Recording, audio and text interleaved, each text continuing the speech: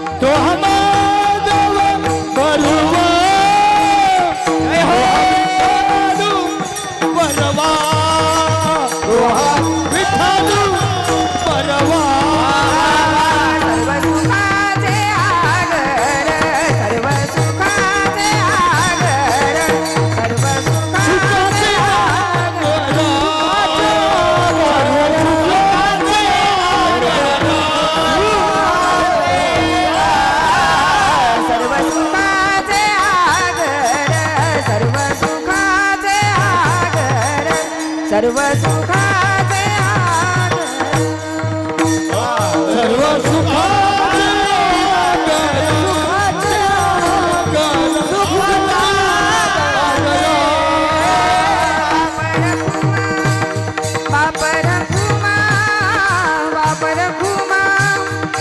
बापर खुमा देवी बर तुआ विठाल बर तुआ विठाल बर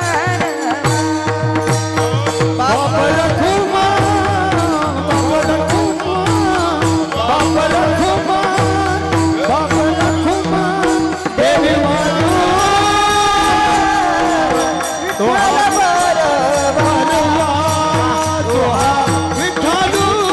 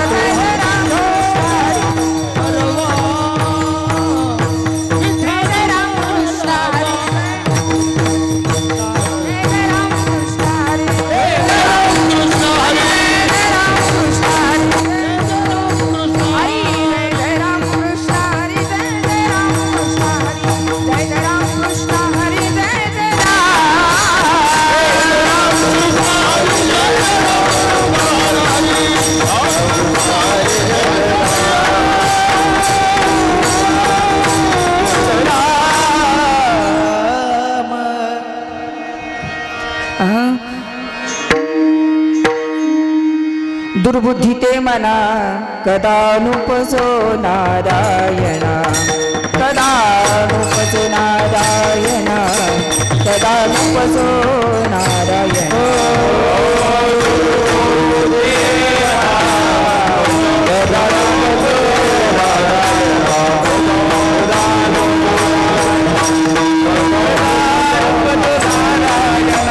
आता मजाईसे करी तुझे पाय चित्ती धरी तुझे पाय चित्ती धरी तुझे पाय चित्ती धरी तुझे पाय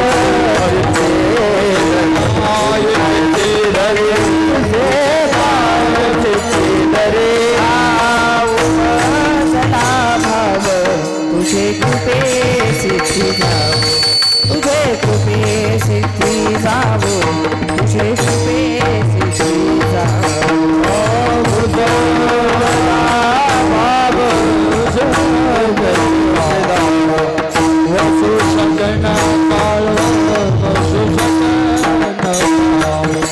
आता मजाईसे करी तुझे पाय चित्ती धरी तुझे पाय चित्ती धरी तुझे पाय चित्ती धरी आता मजाईसे तुझे पाय चित्ती धरी तुझे पाय चित्ती धरी तुझे पाय चित्ती धरी तुका मनी आता तुका मनी आता हरी तुका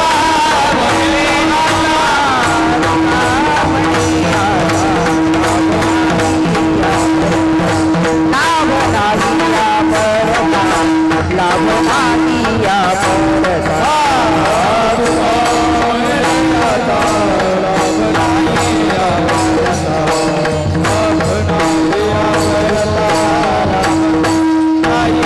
आता मजाईसे करी आता मजाईसे करी आता मजाईसे करी तुझे पाय चित्ती धरी तुझे पाय चित्ती धरी तुझे पाय चित्ती धरी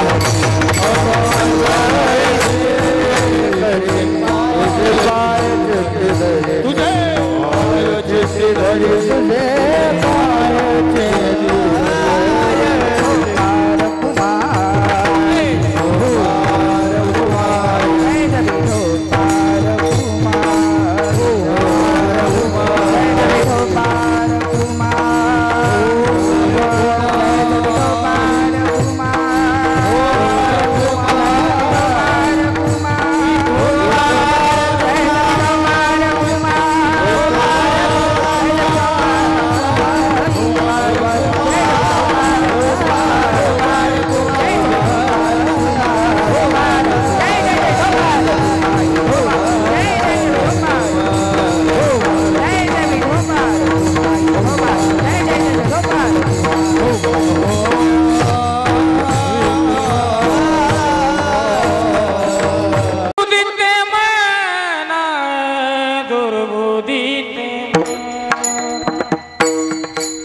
दुर्बुद्धि ते मना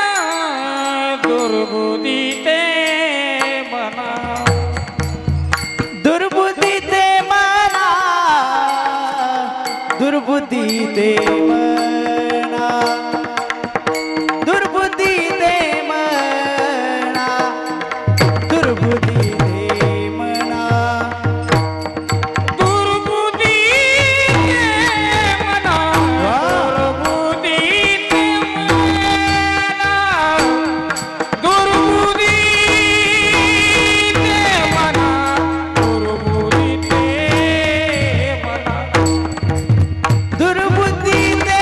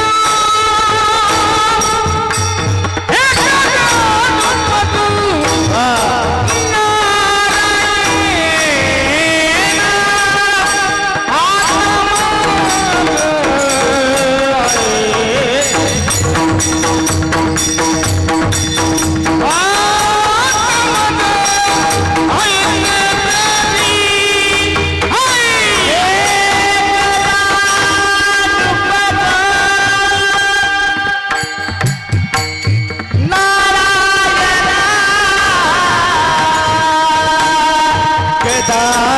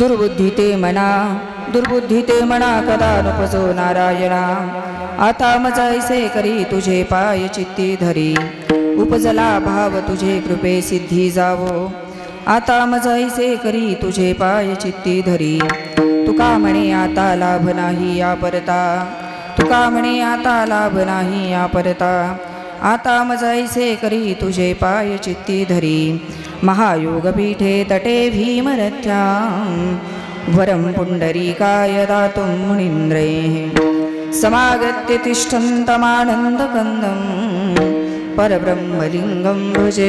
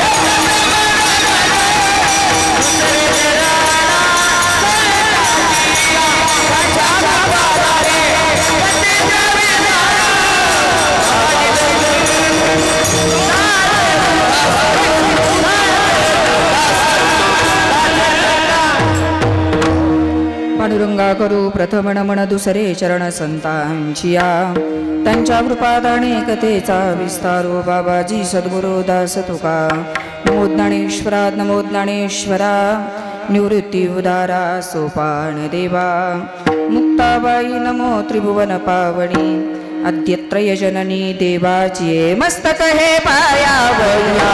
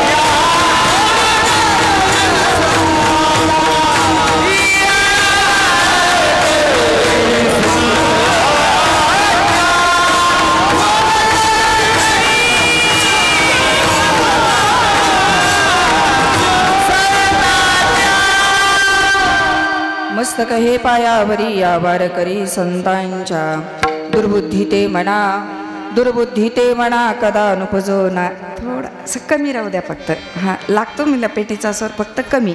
विठ्ठल विठ्ठल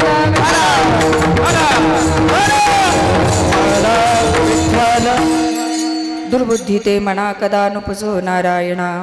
आता मज ऐसे करी तुझे पाय चित्ती धरी. प्रस्तुत प्राप्त प्रसंगी प्राप्तस्थळी भगवान परमात्म्याच्या सेवेकरता निवडलेला हा अभंग विश्ववंदनीय महाराष्ट्र भूषण श्रीमंत श्री संत जगद्गुरु श्री तुकोबराय यांचा हा अखिल कोटी ब्रह्मांड नायक रुक्मिणी प्राण संजीवन भगवान पंढरीनाथाकडे मागणी करणारा हा अभंग मी या ठिकाणी भगवंताच्या आणि तुम्हा सर्वांच्या सेवेकरता निवडलेला आहे. विठ्ठल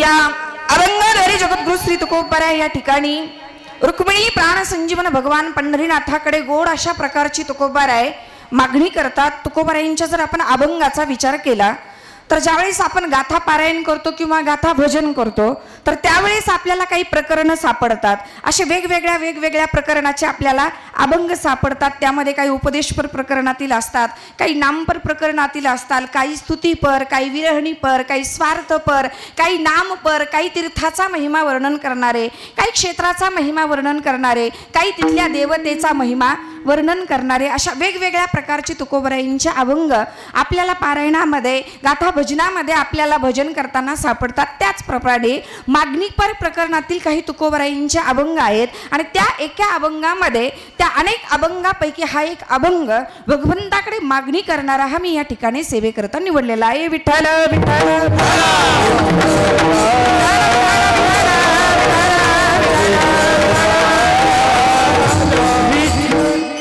आपल्या या अभंगाच्या भावार्थाकडे वळण्याच्या तत्पूर्वी थोडासा परिहार द्यायचा ठरला तर आपल्या या असणाऱ्या पावन पवित्र असणाऱ्या पावन क्षेत्र भूमीमध्ये पवित्र असणाऱ्या आपल्या या चिंचोली या नगरीमध्ये या ठिकाणी सुंदर अशा प्रकारे देवाधिदेव असणाऱ्या भगवान कालभैरवनाथांच्या या पावन दरबारामध्ये आणि पवित्र असणाऱ्या आपल्या या तीर्थक्षेत्र म्हणायला काही हरकत नाही, कारण गौरी शंकर भगवान आहेत, बरोबर ना. कथा केली ते ठिकाण गौरी शंकर भगवंताचे आहे आणि सुंदर अशा प्रकारे, कारण कालभैरव आणि भगवान भोले बाबा एकच आहेत, कारण त्यांच्याच भृगुटीमधून कालभैरव भगवंताचा काय झालेला आहे, अवतार झालेला आहे. विठ्ठल विठ्ठल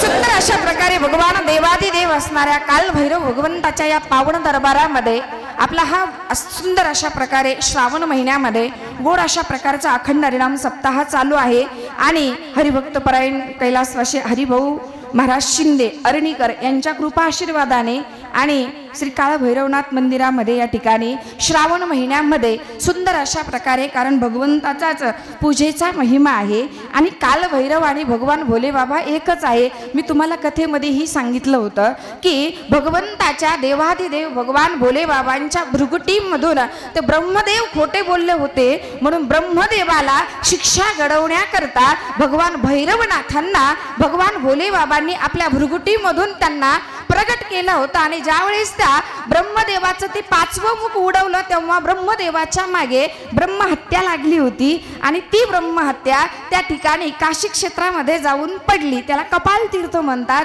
आणि काशीचे जे कोतवाल आहेत ते कालभैरव आहे. अवंतिका नगरीचे जे कोतवाल आहे ते कालभैरवच आहेत. विठ्ठल विठ्ठल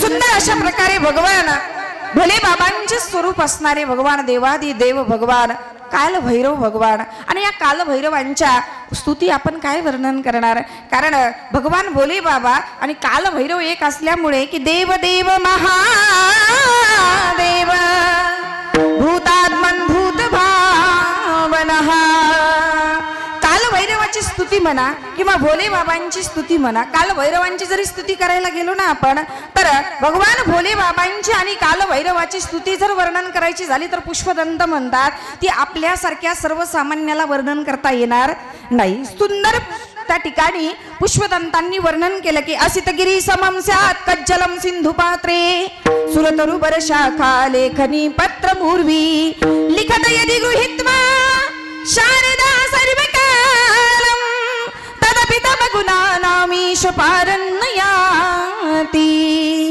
वर्णन केलं पुष्पदंताने की असितगिरी समम स्यात् कज्जलम सिंधु पात्रे। सिंधू म्हणजे समुद्र, हंडाभर पाणी नाही। सिंधू म्हणजे समुद्र, समुद्राची शाही बनवली, आकाशाचं पान केलं आणि कल्पवृक्षाची लेखनी केली आणि शरदिंदू समाकारे परब्रह्म स्वरूपिणी साक्षात मा परम्मा जगदंबा मा सरस्वतीला जरी लयला बसवलं तर काल भैरव रूप भगवान भोले बाबाचे वर्णन करता येणार नाही। असा अवर्णनीय महिमा या भगवंताचा आहे आणि अशा असणाऱ्या भगवान काल भैरवांच्या असणाऱ्या पावन दरबारमध्ये श्रावण मासाच्या निमित्ताने या ठिकाणी आपला हा अखंड हरिनाम सप्ताह चालू आहे आणि या असणाऱ्या अखंड हरिनाम सप्ताहातील ही उद्या काला आहे आणि आजचं हे 7वं कीर्तन आहे, म्हणजे मागणी पर कीर्तन हे माझ्याकडे आलेलं आहे। विठ्ठल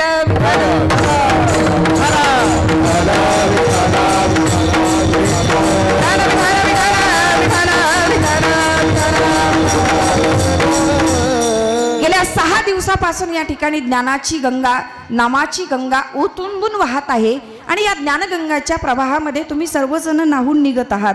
सुंदर कोणाच्या मुखातून काय, कोणाच्या मुखातून काय, कोणाच्या मुखातून संतांची स्तुती, कोणाच्या मुखातून भगवान कालभैरवाची स्तुती, कोणाच्या मुखातून भगवान भोले बाबांची स्तुती। देव सगळे एकच आहे, फक्त आपण त्यांना वेगवेगळ्या रूपाने काय करतो, पूजतो, त्यांना आपण बघतो। तर सतत नामाची गंगा ज्ञानाची गंगा आजपर्यंत या ठिकाणी ओतून वाहिलेली आहे आणि आपल्या या कार्यक्रमामध्ये या ठिकाणी सुंदर अशा प्रकारे अगदी सकाळपासून ते संध्याकाळपर्यंत भरगच्च कार्यक्रम आहे, म्हणजे खंडच नाही अखंड, म्हणून अखंड हरिनाम सप्ताह आपण म्हणतो की अगदी सकाळी काकडा भजन, नंतर त्या ठिकाणी ज्ञानेश्वरी पारायण। आणि मी तुम्हाला हात जोडून सांगेल, आपण दरवर्षी तर ज्ञानेश्वरी पारायण तुम्ही करतच असताल, पण यावर्षी इथं सामुदायिक तर कराच, पण घराघरामध्ये सुद्धा ज्ञानेश्वरी पारायण यावर्षी तुम्ही करा।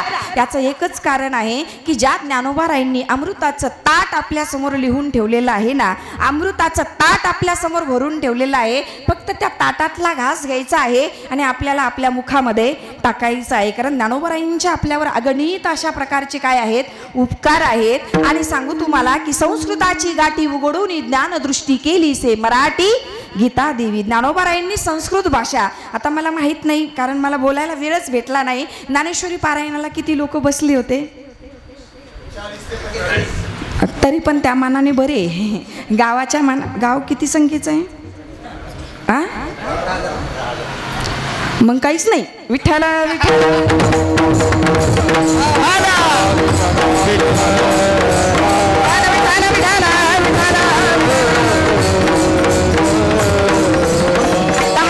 संख्येने मग काहीच नाही, पण तरी पण त्यातली त्यात ठीक आहे। कारण का सांगू तुम्हाला, आता माझं मी कीर्तनातून तुम्हाला सगळ्यांना सांगते। अगोदर मी तुम्हाला विचारते, तुम्ही सगळे बरे आहात ना?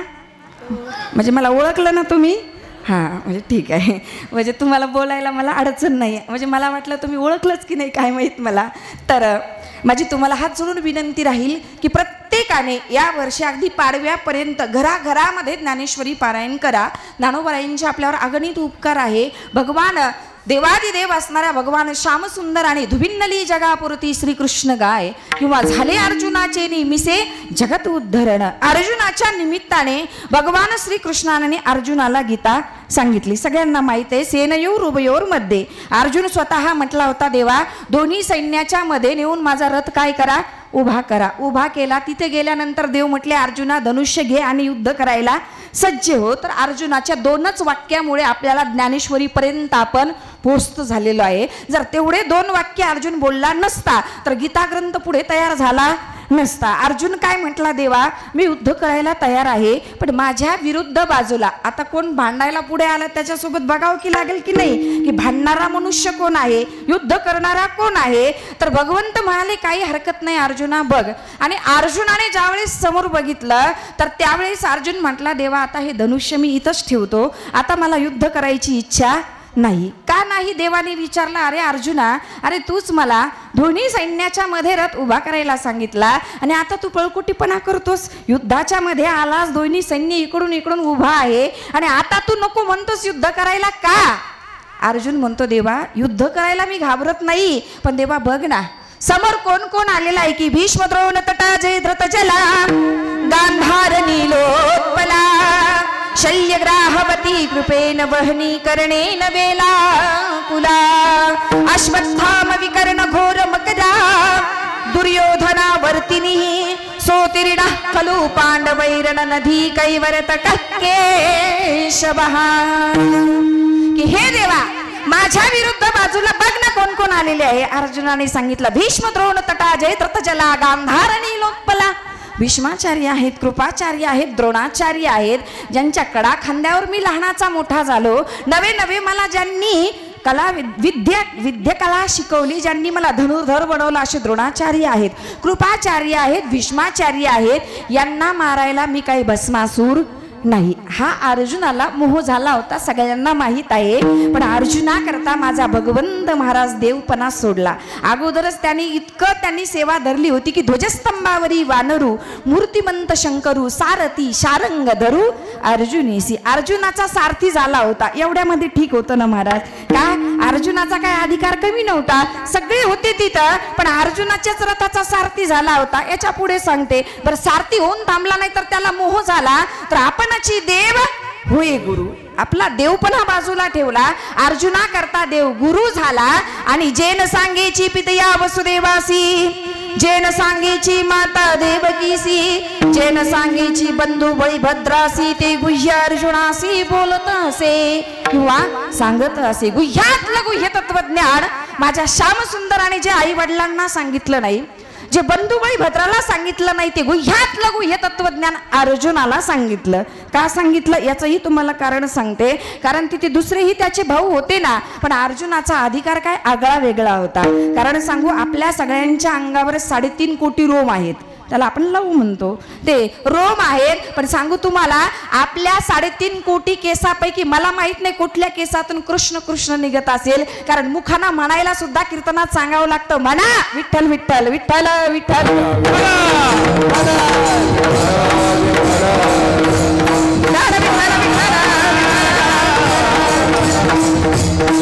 सांगावं लागतं की नाही महाराज? हाताने टाळी वाजवा, मुखाने विठ्ठल विठ्ठल म्हणा. मग रोमाची संख्या तर जाऊ द्या, पण सांगू तुम्हाला, अर्जुनाचा गोविंद असिनी गोविंद शयनी. झोपायचा जरी अर्जुनना तर अर्जुन झोपल्यानंतर सुद्धा अर्जुनाच्या रोमारोमातून कृष्ण कृष्ण कृष्ण कृष्ण नामाचा घोष निघायचा. का नाही देव त्याला गीता सांगायचा? इथपर्यंत इति गुह्यतमम शास्त्र. ठीक आहे, हे शास्त्र सांगितलं, पण व्यासांनी ते महाभारताच्या ग्रंथामध्ये लिहून ठेवलं. पण हे एक संस्कृत ज्ञान होतं आणि ते फक्त एकाने दुसऱ्याला सांगायचे, दुसऱ्याने तिसऱ्याला सांगायचं. आणि त्यातही सांगू तुम्हाला, आपला हा जो वारकरी संप्रदाय आहे ना, हा अनादी संप्रदाय आहे आणि हा भगवान भोले बाबांच्या पासून चालत आलेला आहे. आदिनाथ, रोज म्हणतो ना आपण, आदिनाथ गुरु सकळ मच्छिंद्र तयाचा, मच्छिंद्राने बोध गोरक्ष वळला गहेनी प्रसादे ज्ञानदेवासार. आता इथपर्यंत घ्या. भगवान श्यामसुंदराने अर्जुनाला गीता सांगितली, ही संस्कृत मध्ये होते. पण महाराज म्हणतात ती गीता एवढी श्रेष्ठ आहे, एवढी श्रेष्ठ आहे की गीता गीता गीता वाचे जे म्हणती नाही पुनरावृत्ती तयानारा. जो गीता गीता गीता असा जप जरी करतो ना, तर त्याला पुन्हा जन्माला यायची गरज नाही. पण तरी सुद्धा सगळ्यांना ते ज्ञान आकलन होईन असं काही नाही. भले त्यांचं संस्कृत मध्ये त्यांची PhD होऊ द्या, पण गीता जर शिकायची असेल तर गुरु घरामध्ये जावं लागतं, गुरुला शरणच जावं लागतं आणि गुरुच्या मुखातून आपल्या श्रवण इंद्रियाद्वारे ती गीता आपल्याला शिकावीच लागते. तरच ते ज्ञान आपल्याला प्राप्त होतं, त्याचं पुण्य आपल्याला लाभतं. मला सांगायचा भाव काय, ती गीता एवढी सर्वश्रेष्ठ, पण ती गीता सांगत असताना फक्त एकाने दुसऱ्याला सांगायची, दुसऱ्या नाही तिसऱ्याला सांगायची. एक वेळीची घटना की देवादिदेव महादेव ध्यानस्थ बसले होते कैलासावर आणि मा पार्वती आल्या आणि आल्याच्या नंतर ध्यानस्थ बसलेल्या भोले बाबांना विचारलं, हे देवादिदेव महादेव, सगळं जग तुमचं ध्यान करतं, सगळं जग तुमचं भजन करतं. नवे नवे शंकराचार्यांनी तर नमः शिवाय या शब्दांनी तर सगळ्या तुमच्या नामाची व्याप्ती करून टाकलेली आहे की नगेंद्र हराय त्रिलोचनाय भस्मांगरागाय महे महेश्वराय नित्याय शुद्धाय दिगंबराय तस्मै नकाराय नमः शिवाय ओम नमः शिवाय ओम नमः शिवाय ओम नमः शिवाय नागेंद्रहराय त्रिलोचनाय भस्मांगराय महेश्वराय नित्याय शुद्धाय दिगंबराय तस्मै नकाराय नमः शिवाय ओम नमः शिवाय ओम नमः शिवाय ओम नमः शिवाय नागेंद्रहराय त्रिलोचनाय भस्मांगरागाय महेश्वराय नित्याय शुद्धाय दिगंबराय तस्मै नकाराय नमः शिवाय. जिथे शंकराचार्यांनी अनेक स्तुतीने भगवंताचं वर्णन केलेलं आहे. मा पार्वतीने विचारलं सर्व जग तुमचं ध्यान करतं, तुम्ही कोणाचं ध्यान करतात? मग तिथे भगवंताने सांगितलं मला तुम्हाला सांगायचं का काही वर्ष किती महत्त्वाचं आहे, आपण त्याच्याकडे दुर्लक्ष करतो. बघा ना 10,000तून 40 लोक म्हणल्यावर मला ते सांगायचंय तुम्हाला की त्या ठिकाणी मा पार्वतीने विचारलं सर्व जग तुमचं ध्यान करतं, तुम्ही कोणाचं ध्यान करता? भगवंताने सांगितलं पार्वती मी त्या तत्वज्ञानाचं ध्यान करतो जे भगवान श्यामसुंदर आणि अर्जुनाला सांगितलं. त्या गीतेचं मी सतत काय करतो? ध्यान करतो. मग सहज कुतूहलाने विचारलं मा जगदंबेने मा पार्वतीने की या गीतार्थाची थोरी स्वयं शंभू विवरी जेत भवानी प्रश्न करी चमत्कारोणी. भवानी मातेने मा पार्वतीने प्रश्न केला हे देवाधिदेव भगवान महादेव तुम्ही ज्या गीतेचं ध्यान करता मग तिचं स्वरूप कसं आहे, ती कशी आहे, ते ज्ञान कसं आहे ते तुम्ही मला सांगा. ते तर हरुमणी नेनिजे देवी जैसे का स्वरूप तुझे तैसे नित्य नूतन देखीजे गीता तत्व. भगवंताने सांगितलं तुझं ज्याचप्रमाणे स्वरूप आहे ना पार्वती नित्य नव्या प्रकारचं त्याप्रमाणे नित्य नूतन अशा प्रकारचं गीता ज्ञान आहे. पण ते ज्ञान गीता ज्ञान त्या पार्वतीला सांगत असताना तिला समाधी लागली. सगळ्यांना ही कथा माहीत आहे. त्या पार्वतीला समाधी लागली तर पाण्यातल्या असणाऱ्या मत्स्याच्या पोटातल्या कोणी ऐकलं? नारायण स्वरूप असणाऱ्या मच्छिंद्रनाथांनी ऐकलं. मच्छिंद्रनाथांनी ते ज्ञान कोणाला सांगितलं? गोरक्षनाथांना. हे जे 9 नाथ आहेत ना हे वृषभ देवांच्या 100 पुत्रापैकी जे 81 तर कर्मकांडी झाले होते. प्रथम पुत्र हा जे आपल्या ह्या जम्बूद्वीपाला हे जे भारत नाव पडलेलं आहे ना ते असणाऱ्या वृषभ देवांच्या प्रथम पुत्राच्या नावावरून भरत राजा. आपण म्हणतो ना जड भरत राजा हरणी गरबा गेला तो भरत राजा. आणि ते 100 मुलापैकी 81 कर्मकांडी बनले. भरत राजा राजगादीवर बसल्यानंतर त्या ठिकाणी पुढे तो भगवंताचं नामचिंतन करत त्या ठिकाणी त्याचा उद्धार झाला. ती पुढची कथा आहे. पण ज्या 100 पुत्रापैकी जे 9 योगेश्वर होते कवी हरी अंतरिक्ष प्रबुद्ध पिप्पलाय आदी करून जे 9 योगेश्वर होते त्या 9 योगेश्वर नारायणाचेच अवतार असणारे 9 नारायण असणारे 9 नाथ आहेत. विठ्ठल विठ्ठल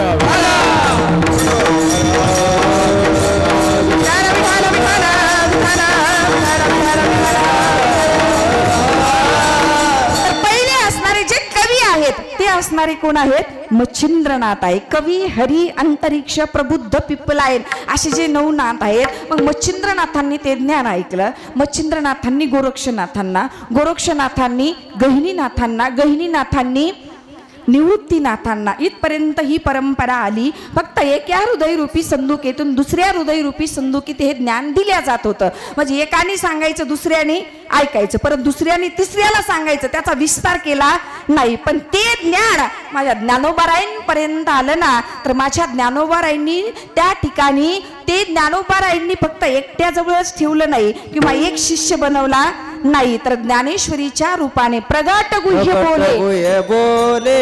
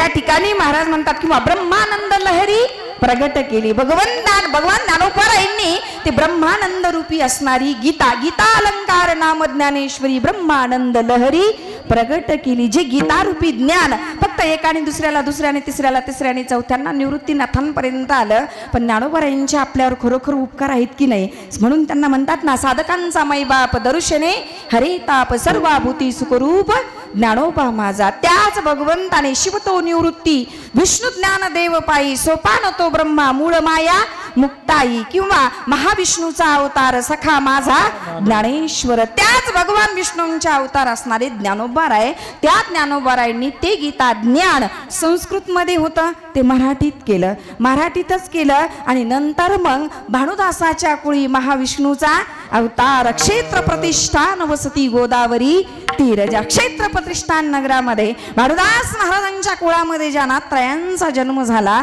नाथत्रयांचा महाविष्णूंनीच परत जन्म घेतला. आणि त्याच नाथांच्या स्वप्नामध्ये जाऊन माझ्या ज्ञानोबारायांनी सांगितलं की आजान वृक्षाची या मुळी लागली कंठाशी. कंठाला लागलेली आहे, तुम्ही इथे या, माझ्या पुढे ज्ञान आहे. 300 वर्षाच्या नंतर महाराज नाथ बाबा पैठणहून आळंदीला गेले आणि तिथे जाऊन ज्ञानोबारायांची समाधी जी आहे ना ती संजीवन समाधी आहे. कशी समाधी आहे? संजीवन समाधी आहे. आणि सांगू तुम्हाला, ज्ञानोबारायांनी समाधी घेतली म्हणून ते तीर्थक्षेत्र तर आहेच, पण ज्ञानोबारायांच्या पूर्वीच ते काय होतं? तीर्थक्षेत्र होतं. काय होतं? वर्णन केलं की त्या ठिकाणी महाराज म्हणतात विमानाची दाटी पुष्पांचा वर्षाव स्वर्गाहुनी देव करिता ती. नामदेवराय म्हणतात नामा म्हणे देवा चला तया ठाया विश्रांती घ्यावया कल्पवरी. त्याचा कल्पावरी म्हणजे कल्पापासून. ज्ञानोबारायांची ही जी समाधी आहे ना 108वी समाधी आहे. कितवी? 108वी. म्हणजे आत्ताच ज्ञानोबारायांनी समाधी घेतली किंवा असं नाही. संजीवन समाधी कल्पाकल्पामध्ये वेगवेगळ्या युगामध्ये ज्ञानोबारायांची समाधी आहे. आणि ज्ञानोबारायांच्या अगोदर ते तीर्थक्षेत्र कसं आहे तर नामदेवरायांनी वर्णन केला की 84 सिद्धांचा सिद्ध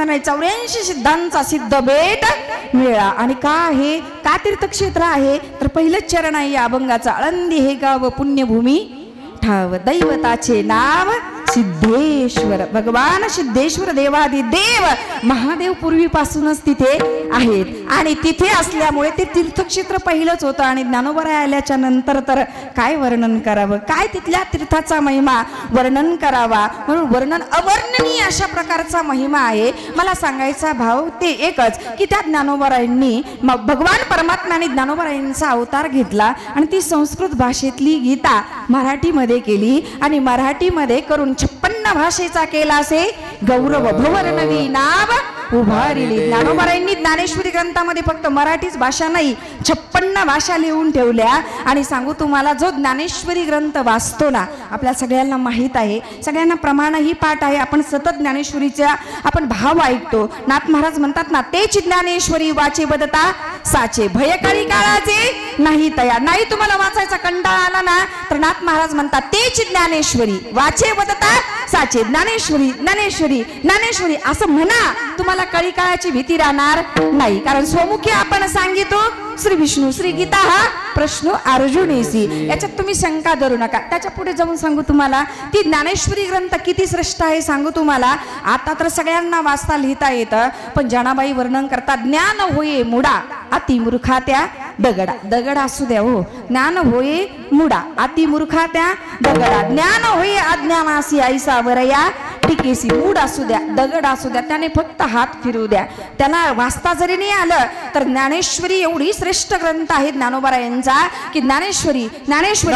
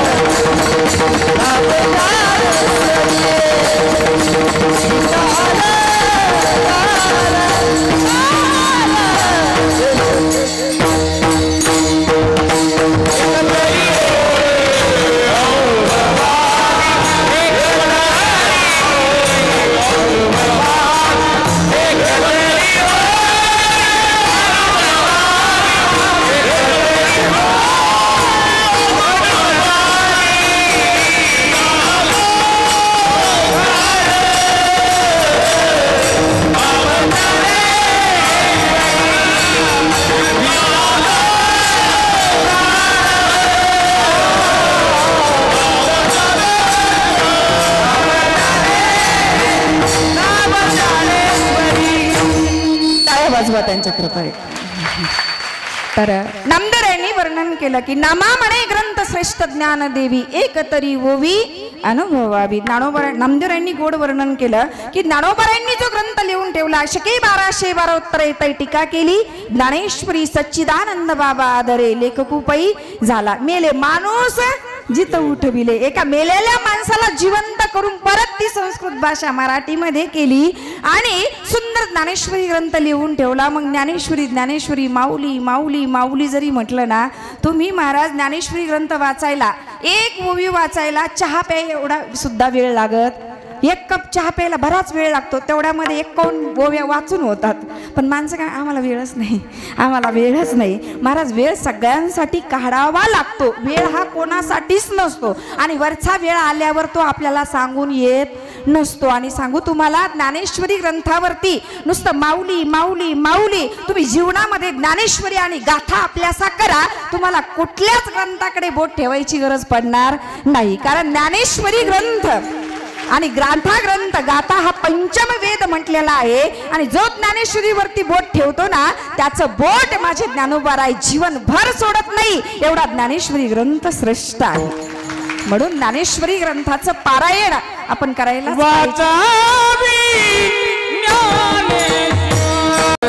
म्हणून जराबाई म्हणतात, मानव देहाला आला तर वाचावी ज्ञानेश्वरी, डोळा पहावी पंढरी. वाचायचं असेल तर ज्ञानेश्वरी वाचावी, डोळ्यांनी पाहायचं असेल तर पंढरपूर पहावं. आणि स्वतः ज्ञानोबाराय म्हणतात की तरी अवदान ऐकले विजय, मग सर्व सुखासी पात्र होईजे, हे प्रत्युज्ञोत्तर माझे उघडायका.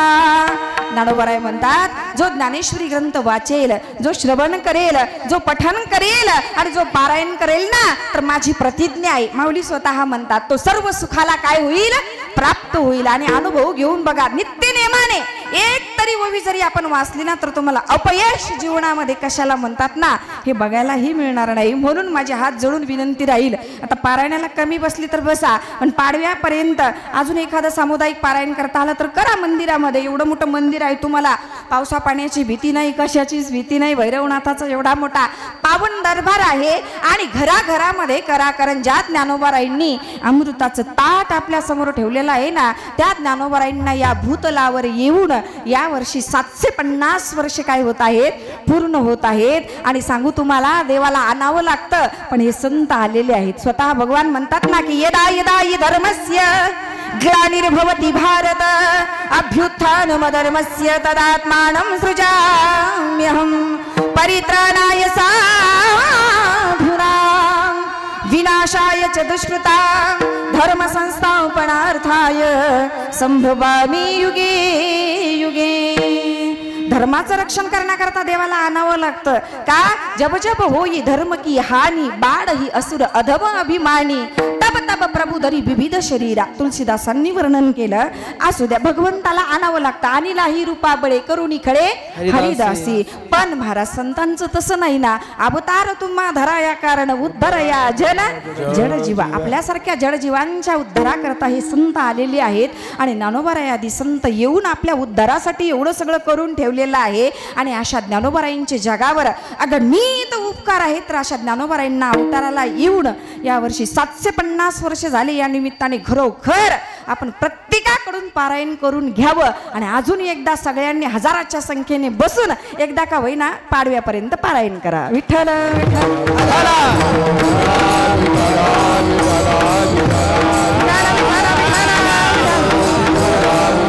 तुम्ही सगळ्यांनी टाळ्या वाजवल्या म्हणजे करणार. कोण कोण करणार पाडव्यापर्यंत पारायण? म्हणजे घरी तरी करा.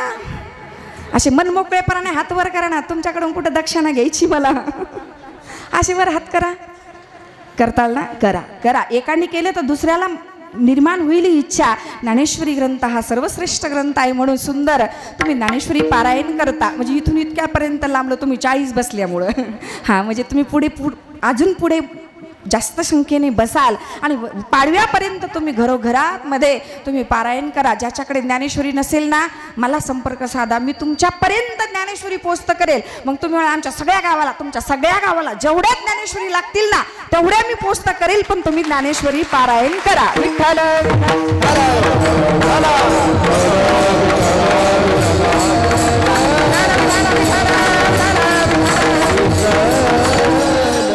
माझ्यापर्यंत यायचीही गरज पडणार नाही. पण गरज पडली तर मी मागे हटणार नाही बरं का. तर सुंदर अशा प्रकारे ज्ञानेश्वरी पारायण आहे. एवढा भव्य दिव्य हा सप्ताह चालू आहे. आणि या सप्ताहामध्ये समस्त ग्रामस्थ मंडळीच्या सगळ्यांच्या सहकार्याने, सगळ्यांच्या योगदानातून, सगळ्यांनी अगदी 10 रुपयापासून 1 लाखापर्यंत ज्यांची वर्गणी आहे त्यांच्या योगदानातून, अन्नदानाच्या रूपाने ज्यांचं योगदान आहे त्यांच्या योगदानातून, अगदी चटई आथरण्यापासून ते कीर्तनकारापर्यंत सगळ्यांच्या योगदानातून सुंदर अशा प्रकारचा आपला हा अखंड अखंड हरिनाम सप्ताह चालू आहे।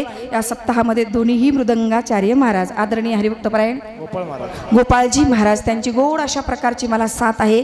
सुंदर अशा प्रकारे माझ्या बाजूला विद्यार्थीच आहेत अजून ते, पण काही माहिती का कुठेतरी उभा केल्याशिवाय माणसाला येत नाही, म्हणून सुंदर अशा प्रकारे आमचे युवराजची दादा आहेत आणि सुंदर अशा प्रकारे गायनाचार्य तर एकाभुनी बळी रे। सुंदर अशा प्रकारे आदरणीय हरिभक्तपरायण अमोलजी महाराज हरिभक्तपरायण, सुदर्शनजी महाराज हरिभक्तपरायण, सतेशजी महाराज आणि सगळे गायनाचार्य महाराज, सगळे टाळकरी, सगळे असणारे ग्रामस्थ, पंचक्रोशीतील सगळे टाळकरी मंडळी, तुमच्या सहकार्याने साऊंड सिस्टीमवाले दादा, यूट्यूबवाले दादा सगळे असणारे आणि तुमच्या सगळ्यांच्याच योगदानाने या ठिकाणी हे कीर्तन अजून 1 तासभर होणार आहे। म्हणजे 1 तासाला 10 मिनिटं कमी आहेत आता, तर सगळ्यांच्या सहकार्याने एकदा सगळ्यांकरता यांच्या टाळ्या वाजवा। हां, आणि तुम्ही म्हणाला आम्ही एवढ्या गरमीत बसलो, तुम्हाला फॅन आहे, आम्हाला काहीच, खरं तुमचं कौतुक आहे, तुमच्याकरताच एकदा तुम्ही टाळ्या वाजवा।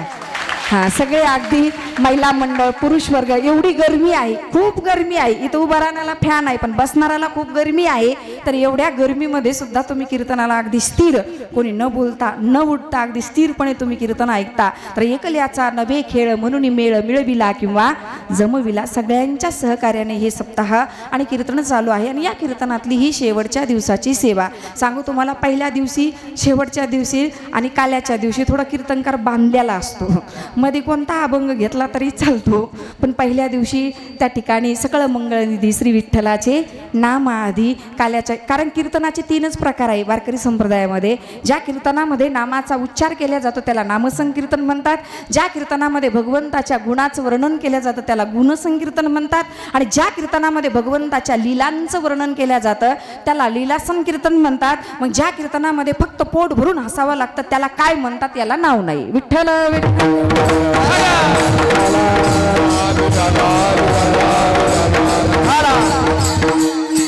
आलाच नाही तो प्रकार तर मी सांगेल कसं, का कीर्तनाचे 3च प्रकार आहे, कीर्तनाची 3च प्रकारची मर्यादा वारकरी संप्रदायाने आपल्याला पाळायला सांगितलेली आहे। कीर्तन हे टाइमपास म्हणून ऐकायचं नाही, कीर्तन हे टाइमपास म्हणून सांगायचं नाही। ही एवढीच एक कलियुगातली जागा श्रेष्ठ राहिलेली आहे की आपण काही द्वापार युगातले सतयुगातले लोक नाही की आपला कुठल्याही साधनाने उद्धार होईल, एवढंच एक पवित्र राहिलं आणि इथं येऊन जर टाइमपास म्हणून कीर्तन ऐकलं, टाइमपास म्हणून कीर्तन सांगणाऱ्यांनीही सांगितलं तर आपल्या पवित्र उद्धाराचं साधन पुढे शिल्लक सुद्धा राहणार नाही। की यत् फलं नास्ति तपसा न योगेन समाधिना तत्फलं लभते सम्यक् कलौ केशव कीर्तना।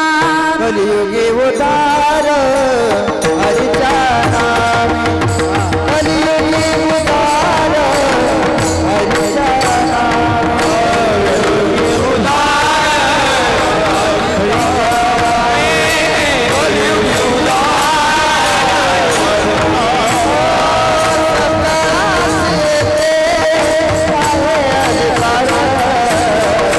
कलियुगे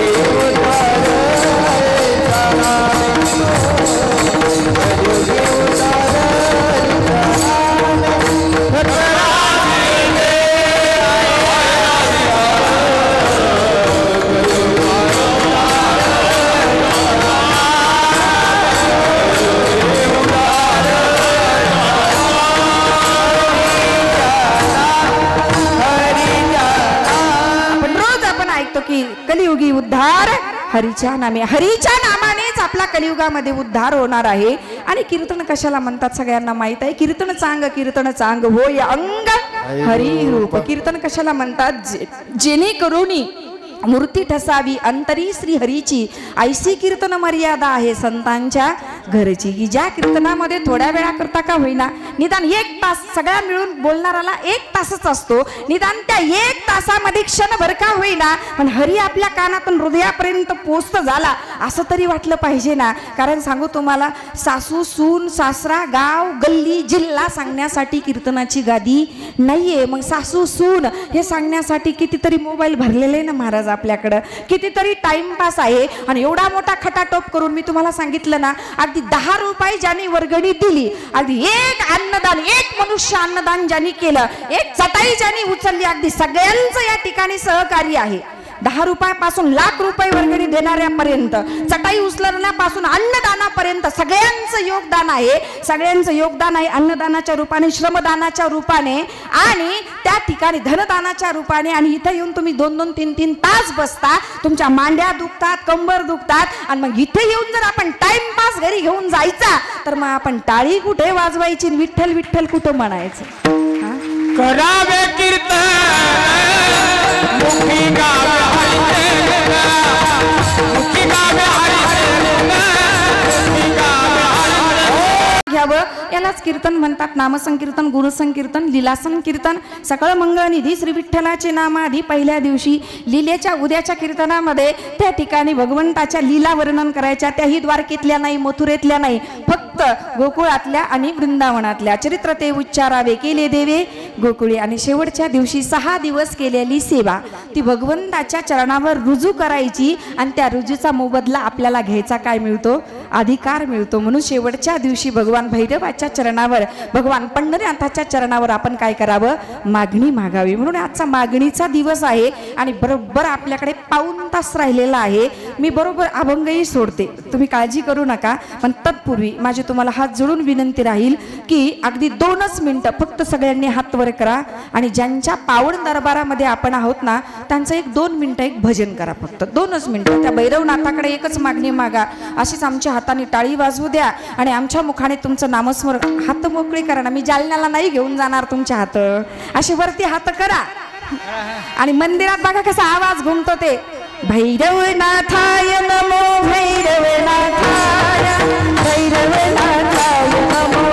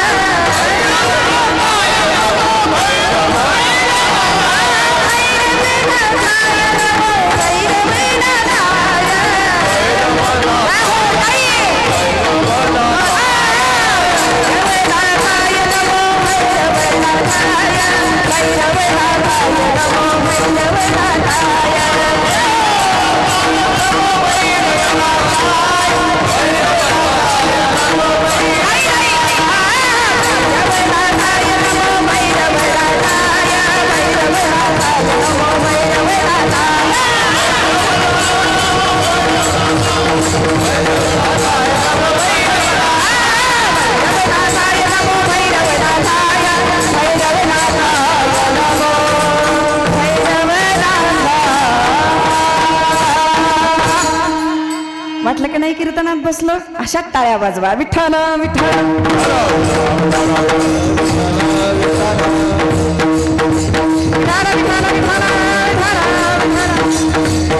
म्हणून सगळ्यांच्या योगदानातून आहे तर मग इथं आल्यानंतर सुंदर टाळी वाजवायची, मुखाने नाम गायचं, तरच सप्ताचं आपल्या पदरात काय मिळतं?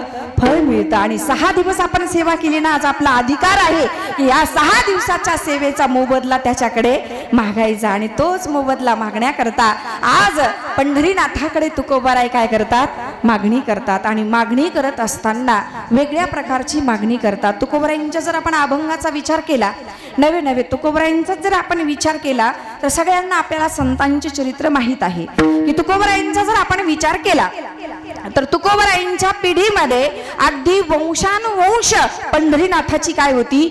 वारी होती. पंढरपूरची वारी होती की पिढ्याने पिढ्या कधीपासून होती? विश्वंभर बाबा पासून. जे पूर्वज होते तुकोबारायांचे विश्वंभर बाबा, इथून तुकोबारायांचं चरित्र सांगितलं जातं. तर विश्वंभर बाबा पासून अव्याहतपणे न चुकता पंढरीची वारी होती. अजून पुन्हा तुम्हाला सांगते की तुकोबाराय अवताराला आले म्हणून देहू तीर्थक्षेत्र झालं नाही, तर तुकोबाराय अवताराला येण्याच्या अगोदरच देहू हे तीर्थक्षेत्र होतं. विठ्ठल विठ्ठल.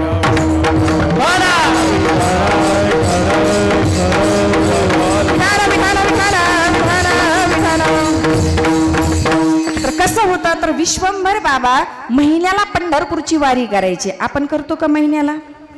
नाही, आपण वर्षाला काल महिन्याची वारी झाली ना, आपल्या सप्ताहामध्ये वारी झाली, पंढरपूरची वारीची एकादशी गेली आणि महाराज एकादशी केली होती ना सगळ्यांनी.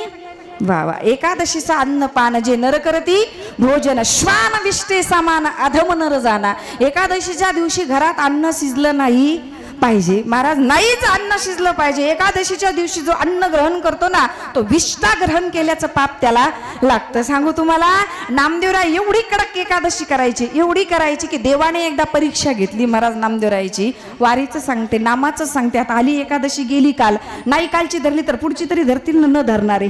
नाही कोणता उपवास करता आला तर सोमवार आणि एकादशी आपण वारकऱ्यांनी केलीच पाहिजे. नामदेवरायांच्या घरी एक ब्राह्मण गेला एकादशीच्या दिवशी. गेला ब्राह्मण, गेला आणि भिक्षा मागू लागला. नामदेवरायांनी हात जोडले, म्हणे बाबा आज एकादशी आहे, आज मी तुम्हाला अन्नदानाची भिक्षा देऊ शकत नाही. ब्राह्मण म्हणला, मी भुकेने व्याकुळ झालेला, अगदी कुडमुडा ब्राह्मण, अगदी असं वाटत होतं की कुठल्या क्षणाला प्राण जाईल.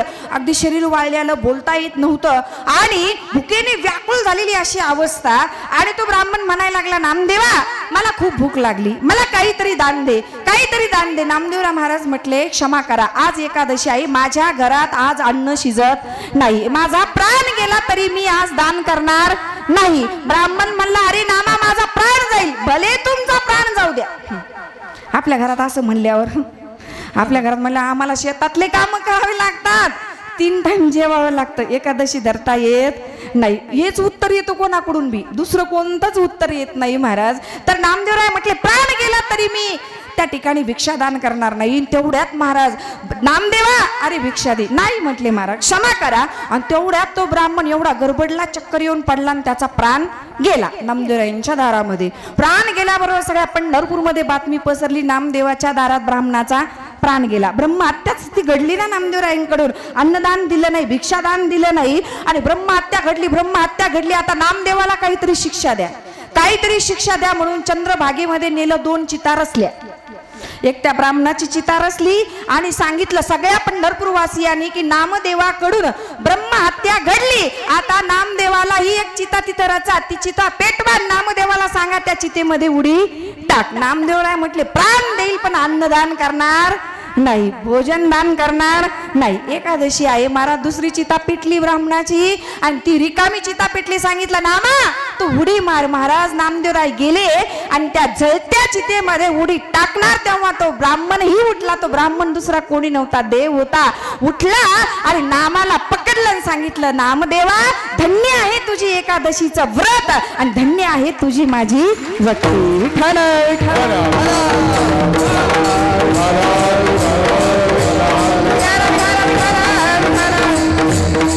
नाही कोणते उपवास करता आले ना, एकादशी करावी. अशी एकादशी गेली तुकोबरायांच्या वंशामध्ये. महिन्याला वारी करायचे. आणि सांगू तुम्हाला, जगातला एकच देव असा आहे, तो देव काय म्हणतो, अरे तुम्ही वर्षभर येऊ नका पण आषाढी कार्तिकी विसरू नका, मग सांग तसे गुज पांडुरंग. एकच देव तुम्हाला भेटेल की तो वर्षातून सगळ्या भक्तांना म्हणतो, अरे बाबा या वर्षातून निदान आषाढीला किंवा कार्तिकीला मला भेटण्याकरता विसरू नका. तसे विश्वंभर बाबा महिन्याला जायचे पण ते थकले ना. मग देवाने सांगितलं, विश्वंभरा आता तुम्ही येऊ नका, मीच तुमच्या आमराईमध्ये आलेलो आहे. तिथे तुळशीचा सुगंध आहे, तुळशी बुक्का तिथे पडलेला आहे, तिथून मला वरती काढा आणि माझी स्थापना करा. म्हणून स्वयंभू पांडुरंग रुक्मिणी आई साहेब तिथे येऊन उभा राहिलेले आहे. म्हणजे देहूगाव तुकोबरायांच्या येण्याच्या अगोदरही काय होतं, तीर्थक्षेत्रच होतं. आणि तुकोबराय आल्यावर तर सांगायचीच काय गोष्ट. पण सांगायचा भाव काय की विश्वंभर बाबा पासून अव्याहतपणे न चुकता तुकोबरायांच्या घरी पंढरीची वारी होती. तुकोबराई महिन्याला पंढरपूरची वारी करायचे. पण असा एक नियम होता की त्यांच्या कुळामध्ये कोणीच काही मागत नव्हतं. मग तुम्हाला वाटेल आज तुकोबराय का मागायला लागली, कारण का प्रत्येक वेळेस तुकोबराय यायचे ना तर प्रत्येक वेळेस देव म्हणायचे, मागण्याची आस पाहे मुखाकडे, चिंतिल्या रोकडे मनोरथ. देव सतत तुकोबरायांकडे पाहिजे आणि महाराज काहीतरी मागणा, काहीतरी मागणा असं म्हटल्यानंतर तुकोबराय काय म्हणायचे, देवा आम्हाला काही मागावं, काही मागणे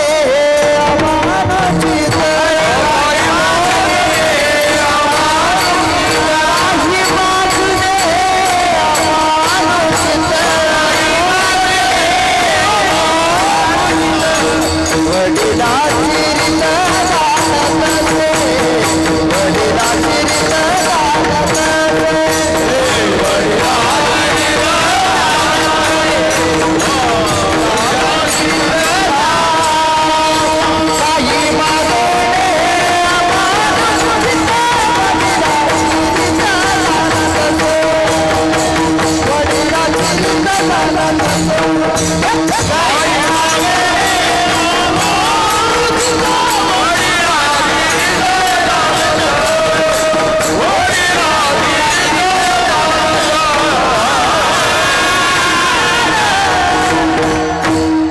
सतत म्हणायचे महाराज काहीतरी मागा तर तुकोबरायांनी सांगावं काही मागणे हे आम्हा अनुचित्त वडिलाची रीत जाणत असो देवा माझ्या वडिलाची मिरासी गा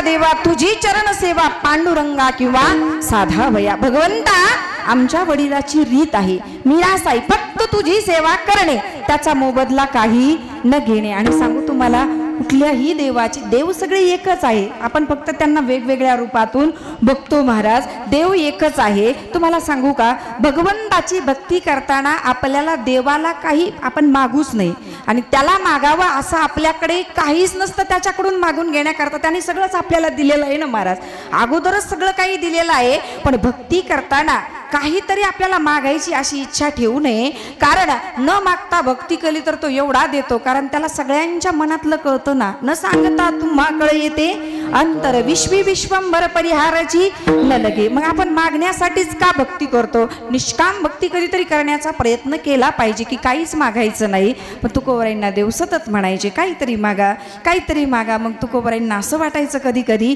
देव आपल्याला अनेक वेळा म्हणतात काहीतरी तुकोबरायांना देवाच्या नामाचा कधी विसर पडला नव्हता दिनरजनी हाची धंदा गोविंदाचे पवाडे रात्र न कळे दिवस न कळे अंगी खेळे दैवत हे महाराज तुकोबराय एवढं भजन करायचे सगळ्यांना माहित आहे तुकोबराय भजन करायचे तर तुकोबरायांच्या स्पर्शाने पावन झालेली भूमी सुद्धा त्या मातीतला कण कण सुद्धा काय म्हणायचा विठ्ठल विठ्ठल माझी मत झाली या नावर वाचा छंद या नामाचा घेतला असे एवढं भजन करायचे तरी सुद्धा देवाने म्हटलं ना काहीतरी मागा तर तुकोबराय म्हणतात तुझा विसर न व्हावा हे चिदान देगा देवा ही देवाने म्हटली म्हणून मागणी मागितली पण आजच्या अभंगामध्ये देवाने म्हटली म्हणून मागितली नाही स्वतः मागणी मागतात आणि तुकोबराय म्हणतात देवा माझी एकच इच्छा आहे की ही जी काही मी पंढरीची वारी करत आहे हे जे मी काही तुझं नाम गात आहे ना हे केलेला परमार्थ केलेलं नाम शुद्ध राहण्यासाठी शुद्ध मतीची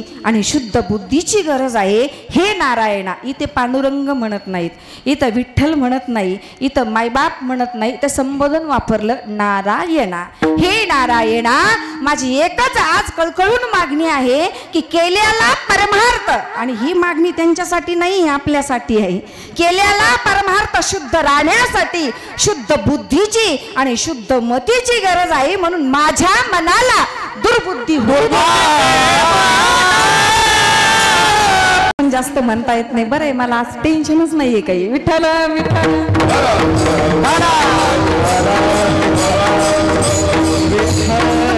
अभंगाच्या पहिल्या चरणामध्ये तुकोबाराय भगवंताकडे मागणी मागतात की देवा आज मी स्वतःहून मागणी मागतो काही अभंग तुकोबारायांनी आणि सांगू तुम्हाला प्रश्न पडला असेल तुकोबाराय तर कधीच देवाला काही मागत नव्हते मग आज का मागायला लागले म्हणत होते ना काही मागणी हे आम्हा आणू चित्त पण लक्षात घ्या ज्यावेळेस संत मागतात ना स्वतःच्या स्वार्थासाठी मागत नाही नामदेवरायांनी मागणी केली नाथ महाराजांनी मागणी केली सगळ्या संतांनी मागणी केली पण स्वतःसाठी नाही नामदेवरायांनी सुद्धा मागणी केली कल्पनेची बाधा नहो कोणे काळी ही संत मंडळी सुखी असो सगळ्यांसाठी मागणी केली जे खळांची व्यंकटी सांडो तया सत्कर्मी रती वाढो भूता परस्परे पडो मैत्र जीवांची ही कोणी कोणाला मागणी मागितली ज्ञानोबारायांनी स्वतःच्या सद्गुरूंना निवृत्तीदादांना ही काय केली मागणी मागितली की भूता परस्परे म्हणजे भूतात नाही बरं का मेलेल्या भूतात नाही भूत म्हणजे आपला देह भूता परस्परे पडो मैत्र जीवांचे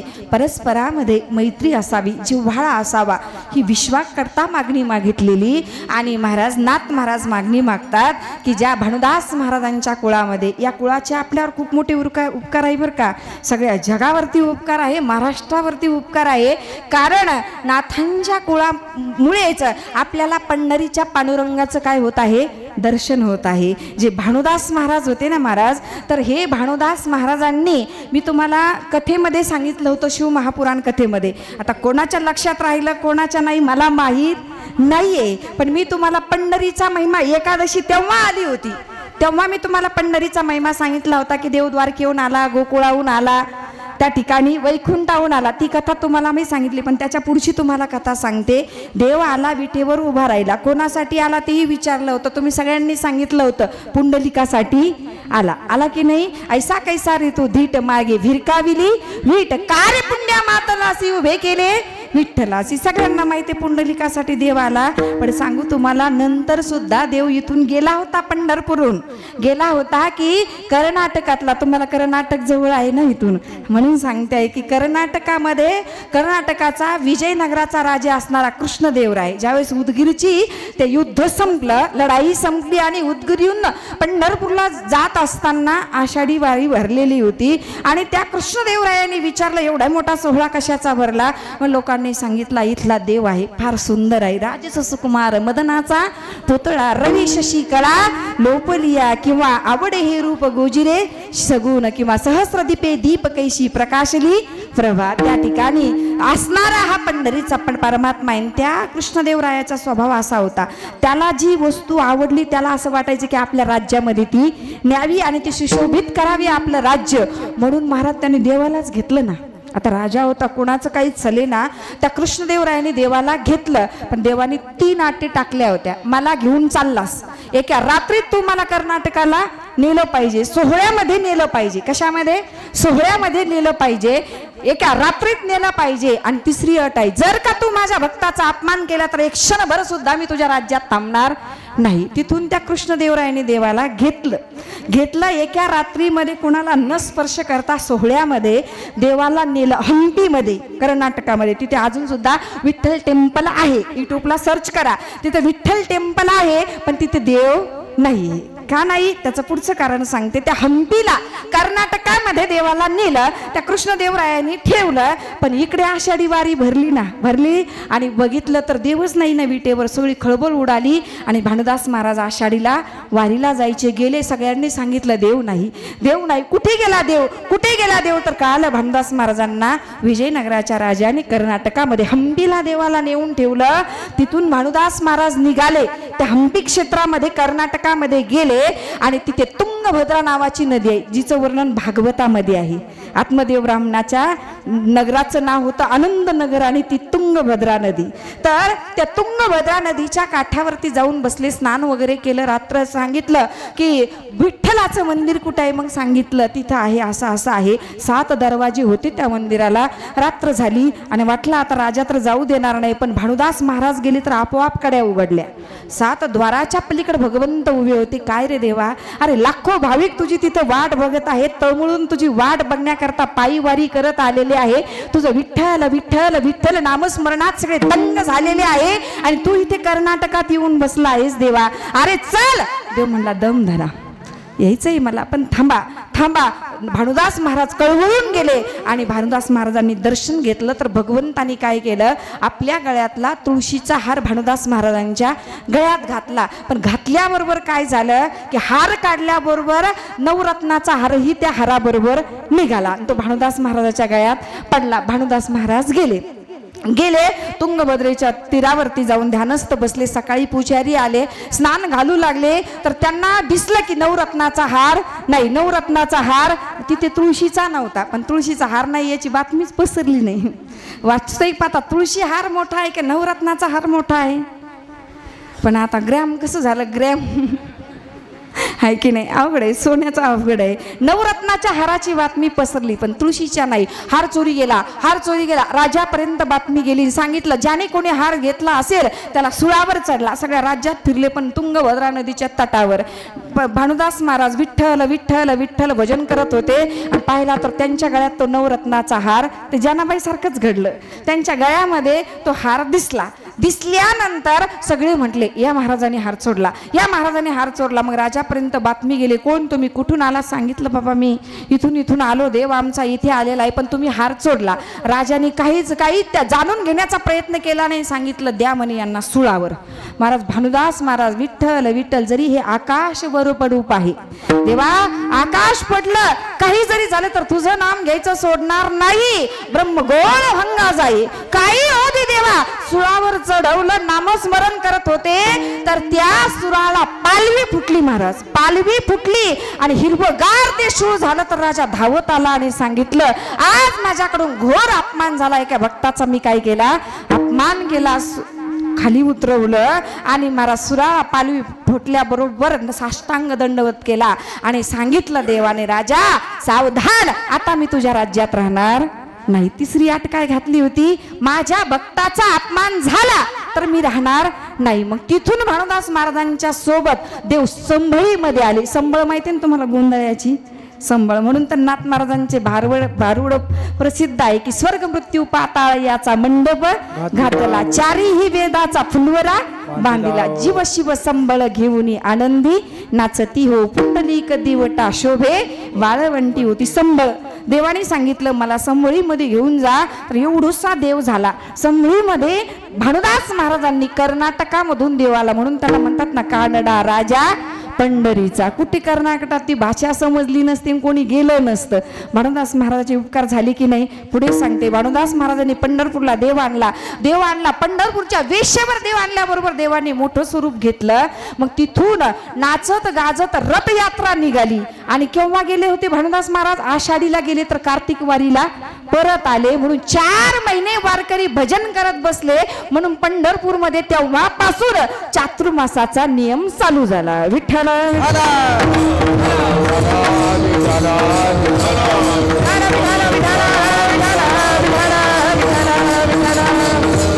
देवाला आणलं, रथयात्रा काढली. म्हणून कार्तिकीला मोठी पांडुरंगाची काय निघते, ती भानुदास महाराजांपासून परंपरा. आषाढी वारीची रथयात्रेची 150 वर्षाची परंपरा आहे आणि कार्तिकी वारीच्या रथयात्रेची परंपरा 500 वर्षाची काय आहे परंपरा आहे. तिथून पुढे तुम्हाला सांगताना एका मिनिटात देव आणला, वेशीवर आला, वेशीवर देव आला, मोठा झाला. सगळ्यांनी रथयात्रा काढली, विठेवर देवाला ठेवलं. पण नाथ महाराजांनी 2 वेशीवर 2 मारुतीची स्थापना केली. प्रदक्षिणा कोणी कोणी केली, पंढरपूरची हातवर करा बरं प्रदक्षिणा. बापरे बाप, ठीक आहे. पण प्रदक्षिणा करत जा. चंद्रभागे स्नान विधितो हरिकथा, हरिकथा करायची पंढरीची. त्या ठिकाणी चंद्रभागेचं स्नान करायचं, प्रदक्षिणा करायची. प्रदक्षिणा करताना एक काळा मारुती लागतो आणि एक तांबडा मारुती लागतो मुक्ताबाईच्या मठाच्या शेजारी. आणि इकडनं पुढे गजानन महाराजांच्या थोडंसं कोपऱ्यावर गेले की काळा मारुती लागतो. तर त्या काळा मारुतीची स्थापना भानुदास महाराजांनी केलेली आहे की वेश्येच्या बाहेर देव जाता कामा नाही. म्हणून तेव्हापासून वेश्येच्या बाहेर देव जात नाही. ही परंपरा भानुदास महाराजांनी घालून दिली. मला सांगायचा भाव काय की ते भानुदास महाराज त्यांच्या आपल्यावर उपकार आहे म्हणून आषाढी कार्तिकी पंढरीच्या वारीला देवाकडे आपल्याला जाता येतं. अशा भानुदास महाराजांच्या कुळातल्या नाथ महाराजांनी देवाला मागणी मागितली. तर तीही काय मागितली, देवा माझे मन लागो तुझे, देवा माझे मन लागो तुझे चरणी, देवा माझे मन लागो तुझे चरणी, देवा माझे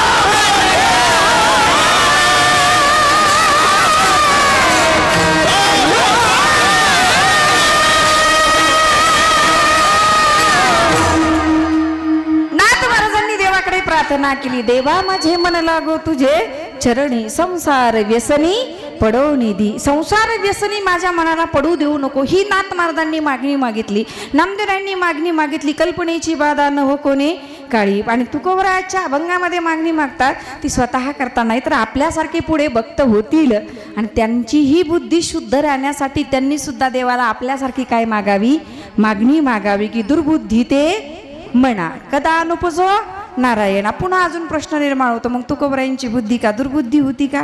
मला दुर्बुद्धी नव्हती, पण आपल्याकरता आपण देवाला मागावं. आणि सांगू तुम्हाला, केलेला परमार्थ, केलेलं नामचिंतन शुद्ध राहण्यासाठी शुद्ध बुद्धीची आणि शुद्ध मनाची काय आहे, आवश्यकता आहे. तुम्ही मला बुद्धी तर सगळ्यांच्याच ठिकाणी आहे ना, पण एक दुर्बुद्धी असते आणि एक सतबुद्धी असते. आणि बुद्धीला जर शुद्ध ठेवायचं असेल ना तर सगळ्यात महत्त्वाचा आहे आपला आहार.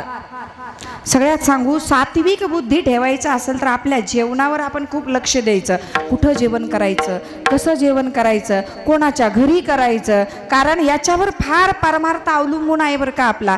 कारण का, आपण जर विना माळकऱ्याच्या घरी जेवण केलं तर त्याची आपली बुद्धी, महाराज जाऊ द्या तिकडं मला जायचं नाही.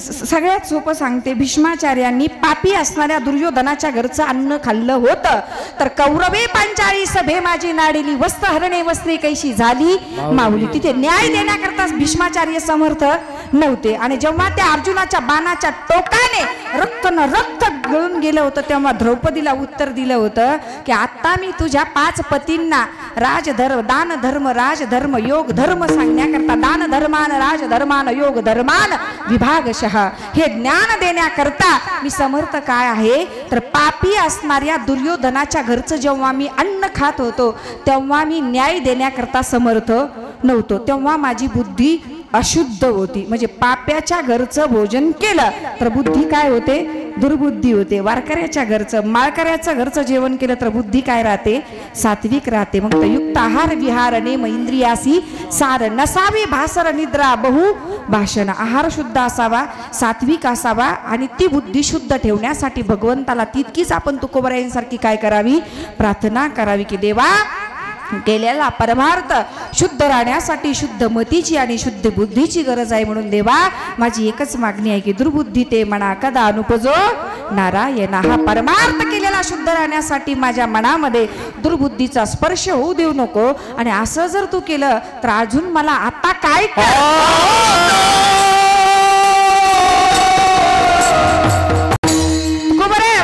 दुसऱ्या चरणात म्हणतात, देवा माझी ही मती, माझी ही बुद्धी, केलेला परमार्थ शुद्ध राहण्यासाठी शुद्ध मतीची शुद्ध बुद्धीची गरज आहे.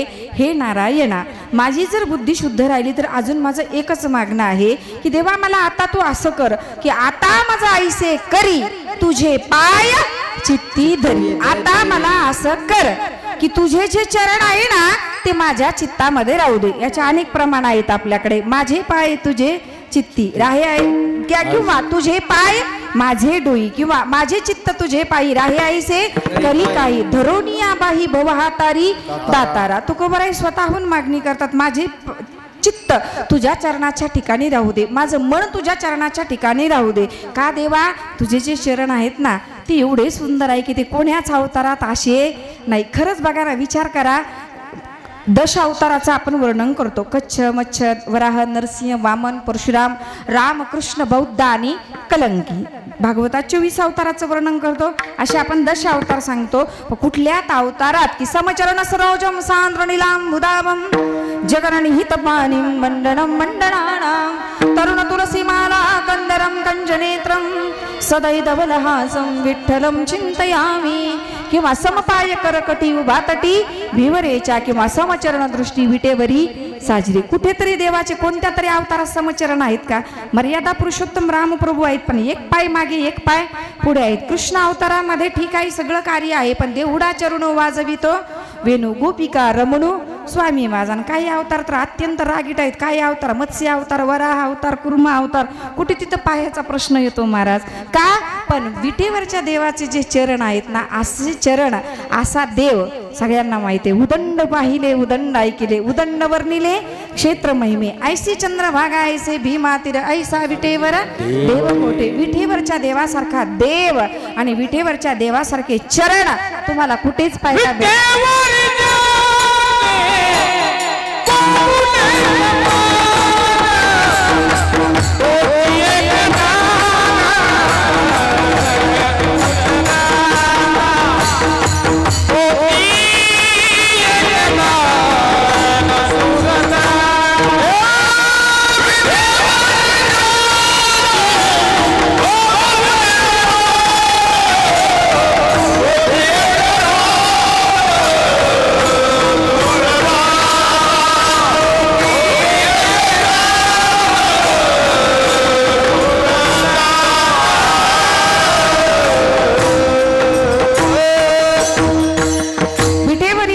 पाऊले समान तोची एक दान शूरदाता. त्याच्यासारखा दानशूर आपल्याला कुठे पाहायला भेटणार नाही.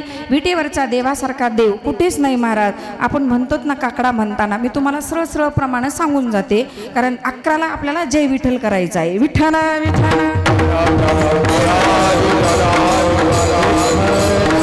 सांगू तुम्हाला, विटेवरच्या देवासारखे चरण कोण्याच देवाची नाही. विटेवरच्या देवासारखा देव कुठेच नाही. मृत्यू लोकी एक नगर त्याचे नाव पंढरपूर. मृत्यू लोकामध्ये एकच नगर आहे, त्याचं नाव काय आहे?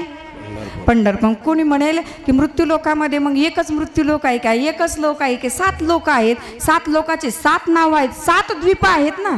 जम्बूद्वीप, प्लाश्मद्वीप, श्लालमलद्वीप, क्रौंच द्वीप असे 7 द्वीपाचं वर्णन भागवतामध्ये आले.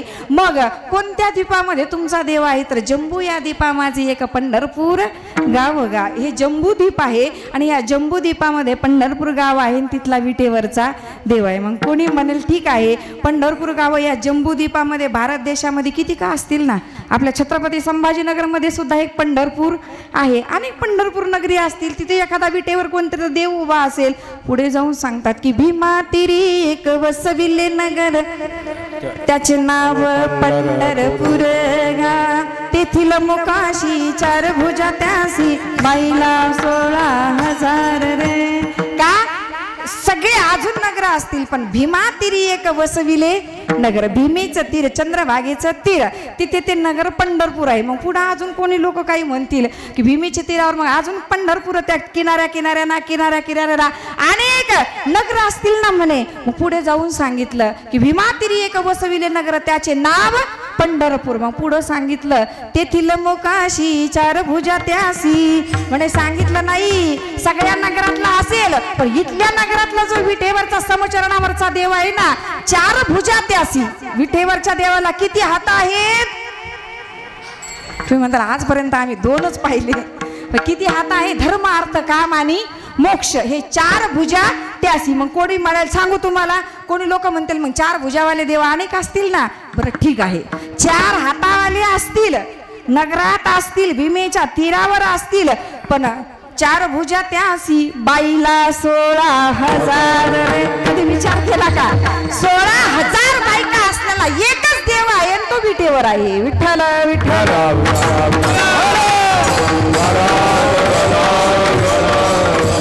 असा विटेवरचा देव, असा जो समचरणाने उभा आहे, महाराज म्हणतात त्याचे चरण सम आहे. आणि अशा त्या चरणाच्या ठिकाणी देवा फक्त माझ्या मनाला, माझ्या चित्ताला तू राहू दे. आता माझा ऐसे करी तुझे पाय चित्ती धरी. तुझे चरण माझ्या चित्तात राहू दे, नाहीतर माझे चित्त तुझ्या चरणाच्या ठिकाणी राहू दे देवा. आणि हे जे माझं चित्त तुझ्या चरणाच्या ठिकाणी राहण्यासाठी आणि माझ्या मनाला दुर्बुद्धीचा स्पर्श न होवो ही मागणी करण्यासाठी हा जो भाव उपजला, भाव तुझे कृपे सिद्धी जावो, या अभंगाचं 3रं चरण आहे. पण वेळेचा अभाव आहे. उपजला भाव तुझे कृपे सिद्धी जावो. माझ्या मनामध्ये हा जो तुला मागण्याचा भाव निर्माण झाला ना देवा, तर तो सुद्धा तुझ्या कृपेने सिद्धीला जाणार नाही. आणि देवा मला माहित आहे तू दुसऱ्यांची इच्छा पूर्ण करतो, तशी माझीही इच्छा पूर्ण करणार.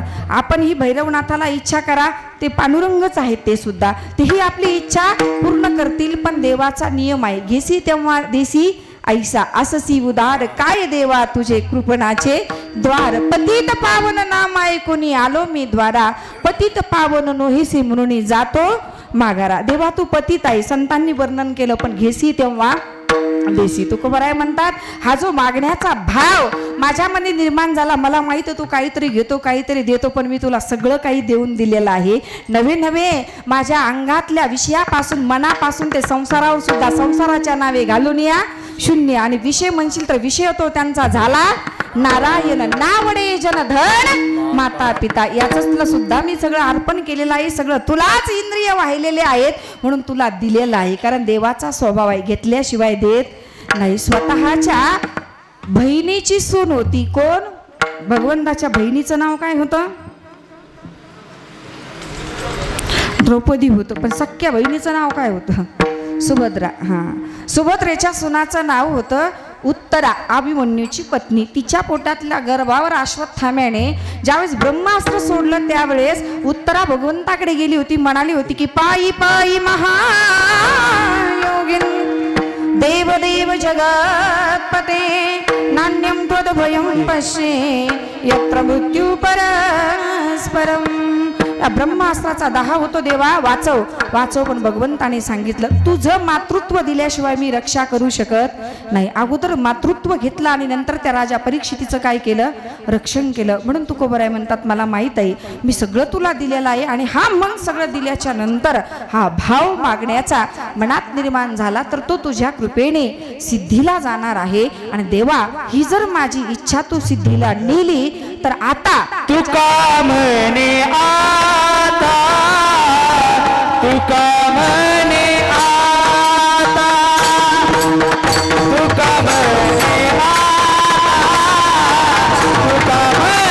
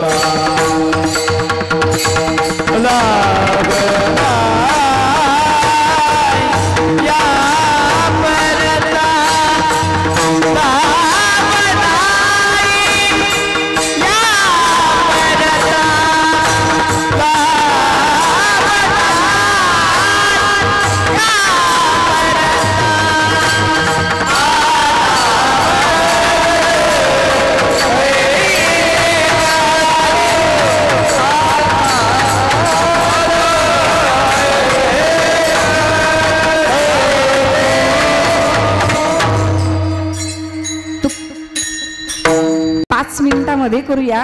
सगळ्यांनी एकदा वारकरी संप्रदायाच्या नियमाप्रमाणे रुक्मिणी प्राण संजीवन भगवान पांडुरंग परमात्म्याचे एकदा अजून एकदा हात वर करा. आता जाऊ द्या दोनदा कशाला तीनदा करा हात वर. आता हा हा तर असे सुंदर हात वर करा. आता जय विठ्ठल मी 11लाच करणार. सगळ्यांनी अजून माझ्याकडे 2 मिनिटं आहेत. 2 मिनिटं 3 मिनिटं धरा 4 मिनिटं धरा जाऊ द्या. सगळ्यांनी अशा टाळ्या वाजवा आणि सगळ्यांनी म्हणा विठोबा रखुमाई जय जय विठोबा रखुमाई विठोबा रखुमाई जय जय विठोबा रखुमाई. विठोबा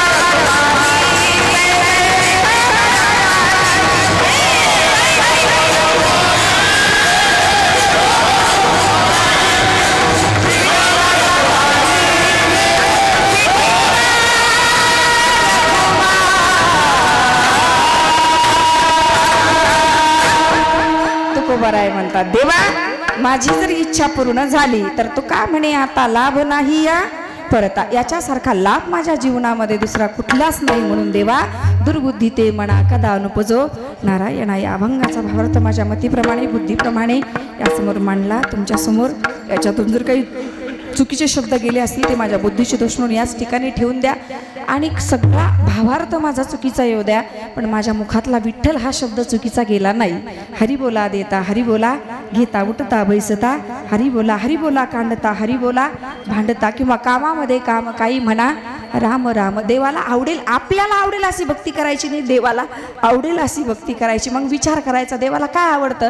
नामाचा उच्चार रात्रंदिवस. देवाला काय आवडतं. तुळशी माळ गळा गोपीचंद टिळा. देवाला काय आवडतं. आषाढी कार्तिकी पंढरीची वारी. देवाला काय आवडतं. आई साजांचा नेम. तो देवा परम पूज्य जगी. आई वडिलांची सेवा, तुळशीची तुळशीची माळ आपल्या पवित्र गळ्यात असावी. आषाढी कार्तिकी पंढरीची वारी करावी. आणि एकच सांगेल मी, नाही कोणाची स्तुती करता आली तर कोणाची निंदा करण्याचा आपल्याला अधिकार नाही. भैरवनाथाच्या चरणावरती मी एकच प्रार्थना करेल, आपल्या असणाऱ्या समस्त ग्रामस्थ मंडळांनी सगळ्यांच्या वतीने ही माझ्याकडे आजच्या दिवसाची सेवा आली आणि दुसऱ्यांना सेवा करण्याचा योग मला तुमच्या माईबापांचा आला. तर या ठिकाणी मी भगवान गौरीशंकर भगवान महादेवांच्या चरणावरती आणि भैरवनाथांच्या आणि भगवान पांढरीनाथाच्या चरणावरती एकच प्रार्थना करेल, असाच तुमचा सप्ताह मोठा होत जावो. आणि हे करण्यासाठी भगवान भैरवनाथ पंढरीनाथ परमात्मा तुम्हाला सद्बुद्धी देवो, ऐश्वर्य देवो, संपत्ती देवो आणि भूदंड अशा प्रकारचं माझा भगवंत तुम्हा सगळ्यांना आयुष्य देवो. हीच मी भगवान भैरवनाथाच्या चरणावरती प्रार्थना करते. आणि या ठिकाणी तिन्ही मृदंगाचार्य महाराजांनी, आता 3 म्हणते मी कारण नाही 4 यांच्याकरता टाळ्या वाजवा. तर 4ही मृदंगाचार्य महाराजांनी मला सुंदर साथ दिली. हार्मोनियम वादक काकांनी सुद्धा गोड साथ दिली. त्यांना बरोबर कळत होतं केव्हा मोठ्याने वाजायचं केव्हा कमी वाजायचं. वा वा वा टाळ्या वाजवा त्यांच्याकडे.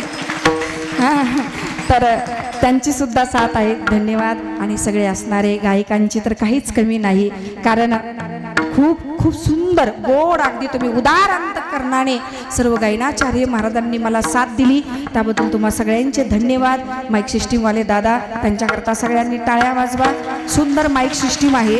सांगू तुम्हाला, मोठ्या प्रांगणामध्ये साऊंड सिस्टीम लावणं फार सोपं आहे, पण एवढ्या याच्यामध्ये साऊंड सिस्टीम लावणं फार अवघड असतं, कारण इथे आवाज घुमत असतो. आणि याच्यामध्ये सुंदर तुमची साऊंड सिस्टीम आहे.